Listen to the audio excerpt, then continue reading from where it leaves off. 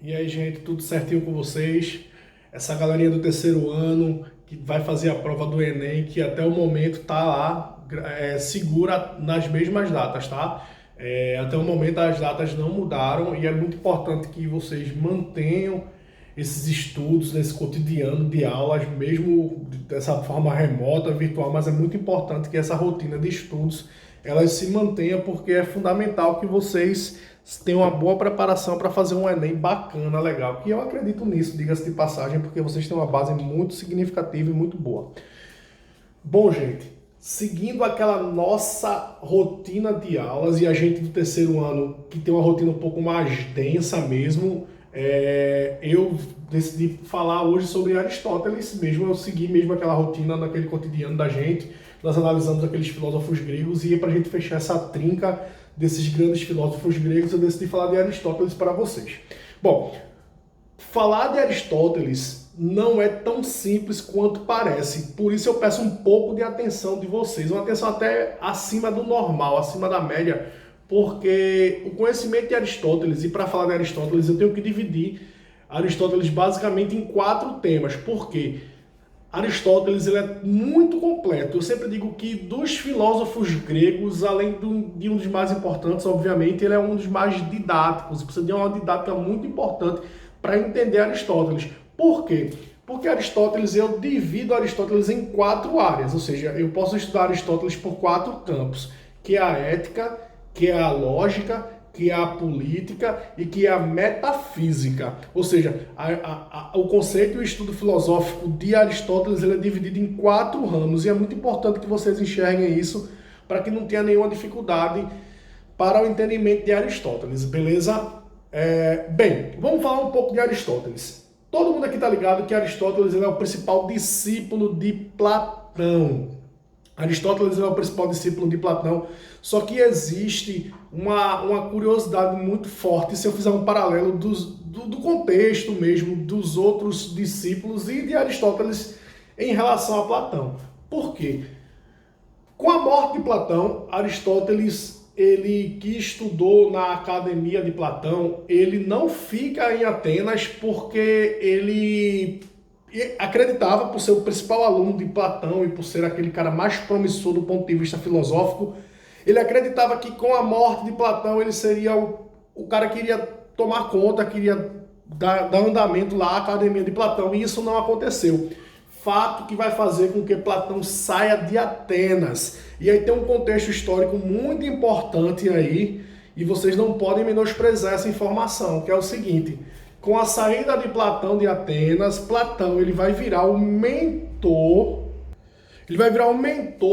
de Alexandre o Grande, Alexandre da Macedônia, ou seja, ele vai ser uma espécie de sofista para Alexandre, e toda a educação que Alexandre vai sofrer durante a sua juventude vai ser dada por Aristóteles. E isso é muito importante porque eu estou falando do principal conquistador da antiguidade, né? Alexandre da Macedônia, Alexandre o Grande. Ele vai criar um modelo onde ele vai dominar todo mundo conhecido e criando um conceito artístico, né? E ajudando a propagar esse conceito que nós chamamos de civilização ou parte do helenismo ou helenística, que é a propagação da cultura grega para todo mundo conhecido. Alexandre ele vai ter um papel muito importante.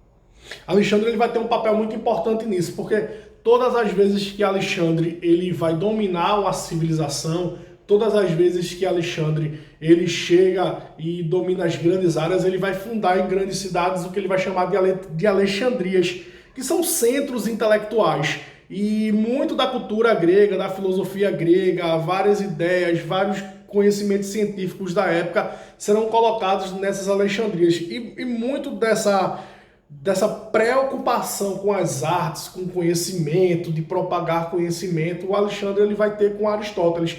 Então esse link histórico filosófico ele é muito importante, tá? Bom, mas vamos falar um pouco de Aristóteles. Primeira característica de Aristóteles. Aristóteles ele é um discípulo de Platão que em algumas das ideias aristotélicas vai ocorrer uma discórdia ao pensamento platônico, ou seja, ele é um discípulo que apresenta algumas discórdias desse pensamento. A primeira discórdia, ou a primeira diferença, para não falar discórdia, que é um termo até um pouco que pode levar para o outro lado, né? A primeira diferença entre o pensamento platônico e o pensamento aristotélico é que Platão, eu posso dizer que ele é um racionalista, ele busca o conhecimento a partir de uma reflexão filosófica, e o conceito filosófico aristotélico ele é empírico, tá? Ou seja, Aristóteles ele é a favor do empirismo. Como assim, professor? Para Aristóteles, eu tenho que observar o meio e entender a sociedade a partir daquele meio no qual eu observo, é que eu vou refletir daquilo ali. Analisa alguma coisa, faça uma reflexão dela e a partir daquilo ali eu faço ou gero o conhecimento, tá? Outra curiosidade, o método de estudo de Aristóteles, o método de ensino de Aristóteles é denominado de peripatético. Professor, que danado é isso? Peripatético. Vamos lá. Para Aristóteles, é muito importante que a gente faça o conhecimento andando, refletindo. Então, muitas vezes, quando Aristóteles estava propagando as suas ideias, escrevendo fatos, fazendo reflexões filosóficas, ele pegava os seus grupos de alunos, andava pelas ruas ou sentava embaixo de grandes árvores e ali naquele momento contemplando a natureza, ou muitas vezes andando mesmo, dando aquela caminhada e explicando. Aristóteles dizia que esse método de andar, refletir, analisar, ter um ambiente externo dentro da minha reflexão, ele gerava um conhecimento muito grande. E ele denominava esse tipo de conhecimento de peripatético. Então, é uma característica muito específica, uma característica aristotélica em relação à busca do conhecimento que para Aristóteles era fundamental, porque essa junção de coisas ali era muito importante na busca do conhecimento. Então, além de empírico, de observar as coisas e entender de uma forma geral, Aristóteles ele tinha essa preocupação de contemplar os elementos da natureza enquanto estava fazendo o conhecimento, enquanto o conhecimento estava acontecendo propriamente dito, no chamado método peripatético, beleza? Bom, gente, como eu falei para vocês, Aristóteles ele divide as áreas filosóficas em temáticas, tá? Que é a lógica, a política, a ética e metafísica, tá? Eu vou explicar o primeiro ponto para vocês aqui, que é a lógica. Professor, como é que funciona a lógica dentro de uma concepção aristotélica? Bom, tem uma coisa que intrigava Aristóteles. Aristóteles ele queria comprovar o conhecimento filosófico. Nós sabemos que a filosofia prega a sabedoria de maneira racional, mas intrigava no caso Aristóteles como ele iria comprovar isso que ele estava falando, que a filosofia prega a sabedoria de maneira racional.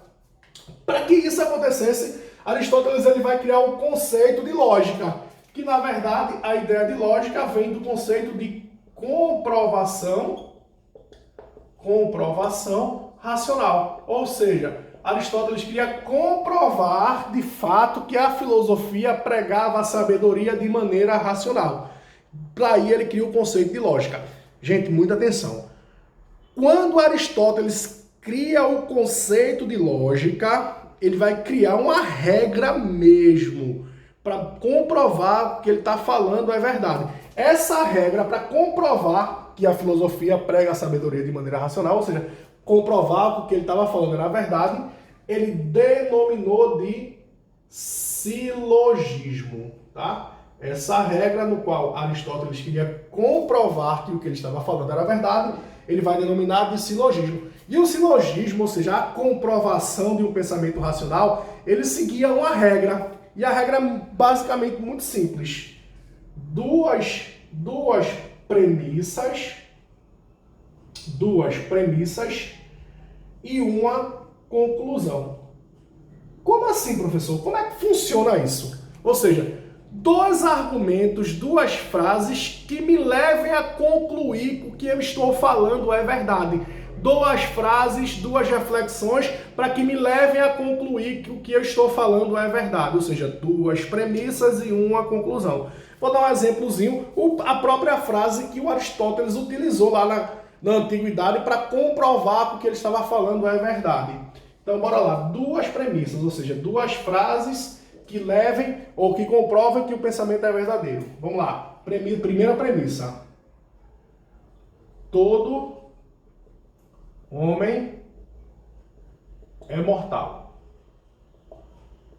Segunda premissa.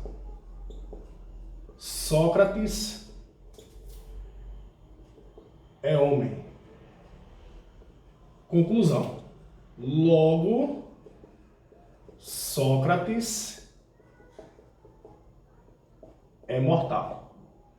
Ou seja, duas premissas e uma conclusão. Duas premissas que levam a que o meu pensamento ele é o quê? Verdadeiro, ok? Silogismo. Acredito que esse pensamento e essa ideia seja muito simples.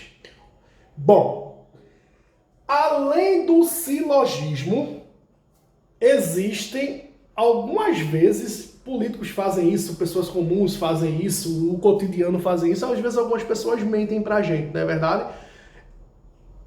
Aí, filosoficamente, quando eu utilizo de um silogismo, ou seja, quando eu utilizo de premissas, para que você conclua algo que não é verdadeiro, do ponto de vista filosófico, nós estamos acometidos de falácias, ou seja, de pensamentos que não são racionais, aliás, que não são verdadeiros, que não conseguem ser concluídos como verdade. Então, se eu utilizo do silogismo, ou seja, de premissas e conclusão, para que você acredite em algo que não é verdadeiro, que é falso, e filosoficamente nós denominamos de falácias, ok? Outra coisa sobre lógica, gente, tão importante quanto a outra. Aristóteles, ele descreveu que a lógica, ela é basicamente dividida de duas formas, tá? A lógica, ela é basicamente dividida em dedutiva e indutiva. Tio Marquinho, qual é basicamente a diferença entre a dedutiva e a indutiva? Vê só, a lógica dedutiva é o tipo de lógica que apresenta todas essas regras básicas do silogismo, ou seja, premissas e conclusão. Analiso frases racionais para que daí eu conclua que o pensamento é verdadeiro, ou seja, eu utilizo do silogismo completo, das premissas e da conclusão, para que eu entenda algo, eu partilhei da chamada lógica dedutiva. Agora, no nosso cotidiano acontece e muito, tá? Muitas vezes a gente começa a descrever, a narrar um fato, a narrar uma evidência, ou seja, partilhando do silogismo, e nós concluímos antes das premissas. Acho que já aconteceu com todo mundo alguma vez na vida. Alguém começa a contar uma história e antes de que eu termine a história eu já entendi o final, ou seja, eu já concluí sem as premissas. Filosoficamente falando, quando eu concluo algo sem seguir as premissas, ou seja, quando eu concluo um silogismo sem seguir todas as premissas, eu concluí de maneira indutiva, ok? Então, a lógica dedutiva acontece quando eu sigo todas as regras do silogismo, todas as premissas e toda a conclusão. A lógica indutiva acontece quando eu não sigo todas as premissas. Agora, muito cuidado, porque na prática, a lógica indutiva é um chamario para nós sermos acometidos de argumentos falaciosos, ou seja, muitas vezes quando a gente não usa todas as regras dos silogismos e concluímos logo, podemos ser acometidos de falácias, né? Daqueles pensamentos filosóficos que não são comprovados, que não são verdadeiros. E a falácia ele tem um problema do ponto de vista filosófico, que é o seguinte: muitas vezes a falácia, ou as falácias, né, várias, nos levam ao senso comum, que filosoficamente é muito perigoso, porque muitas vezes o conhecimento chamado de senso comum, ele não está preocupado em comprovar se é verdadeiro ou não. E filosoficamente falando, isso é um problema. ok? Bom, esse é o primeiro pensamento aristotélico no qual denominamos de lógica. Pessoal, vocês que vão fazer a prova do SSA3, eu vou dar uma dica. O SSA3, acho que é meu aluno, já ouviu falar muito essa frase. As provas do SSA, elas partilham de um pragmatismo muito forte, ou seja, as provas do SSA3, como as dos outros SSAs também, elas têm um perfil de que está lá no edital e elas seguem muito à risca o que está lá. E lógica, e esse conceito de silogismo é um tema que a UPE adora explorar, tá? Então é muito importante que vocês revisem direitinho isso aqui e não tenham nenhum tipo de dúvida sobre o conceito de lógica, beleza, gente? Bom, o segundo ponto é a política. E aí, falando de política na visão aristotélica, tem uma coisa muito importante, que é o seguinte, gente, vê só. Aristóteles, como eu falei anteriormente, ele apresenta algumas divergências a respeito do pensamento platônico. Mesmo sendo discípulo de Platão, ele diverge de Platão em várias coisas, inclusive no conceito de política. Todo mundo aqui sabe que Platão, o filósofo anterior a Aristóteles, onde Aristóteles é o principal discípulo dele, era um crítico ferrenho do modelo democrático. Platão era um crítico da democracia, tá certo? E isso é muito importante que vocês saibam, porque Aristóteles, ele é a favor da democracia. Aristóteles, ele é meio que um defensor do modelo democrático. Só vou dar uma dica para vocês. Quando eu falo de democracia, na visão aristotélica, eu falo do modelo democrático ateniense, que é aquele modelo onde a democracia é direta, as pessoas não tinham representantes que nos estavam lá, como acontece no Brasil, por exemplo. As pessoas se reuniam numa espécie de praça pública, no qual eram chamados de ágoras, só os chamados cidadãos de Atenas, homens nascidos em Atenas, maiores de 21 anos. Essas pessoas se reuniam nessas ágoras e toda a discussão política ela era feita ali, tá certo? E Aristóteles, ele via coisas muito importantes na democracia, como a representatividade, a liberdade de ideias, o concerto político. Então, essa menção ela é muito importante, porque os vestibulares adoram fazer esse paralelo entre Platão e Aristóteles, porque existe uma divergência aí, né? Uma diferença dos pensamentos de ambos. Tá? O outro ponto é o seguinte, gente, vê só. Aristóteles, ele meio que defendia a escravidão, tá? E você pode analisar assim, eita professor, caramba, que diferença, é muito triste e tal. Obviamente que a gente não pode pegar o nosso conceito de mentalidade do século XXI e tentar entender um cara que viveu na antiguidade clássica, né? Ou seja, são contextos históricos diferentes, a gente tem que sempre respeitar isso.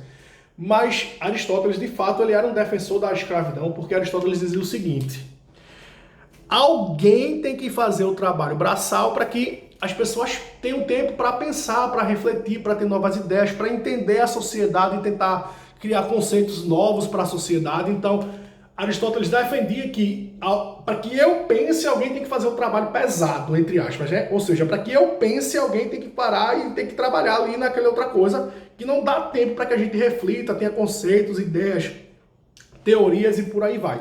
Então esse conceito é muito importante, mas quando a gente fala de política, não esqueçam, Aristóteles ele é um defensor da democracia e Aristóteles, gente, ele tem como uma das suas principais obras, inclusive, chamado A Política, e que é muito importante porque tem uma frase aristotélica que eu vou resumir a frase para basicamente um trechinho dela, que Aristóteles dizia que o homem é um animal político, né?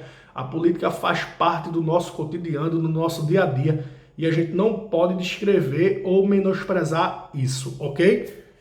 Bom, a Ética, outra obra bem interessante e que eu até vou deixar aqui como sugestão de leitura para vocês, é a Ética a Nicômaco, que é uma obra que são várias narrativas dentro do conceito de ética na visão de Aristóteles.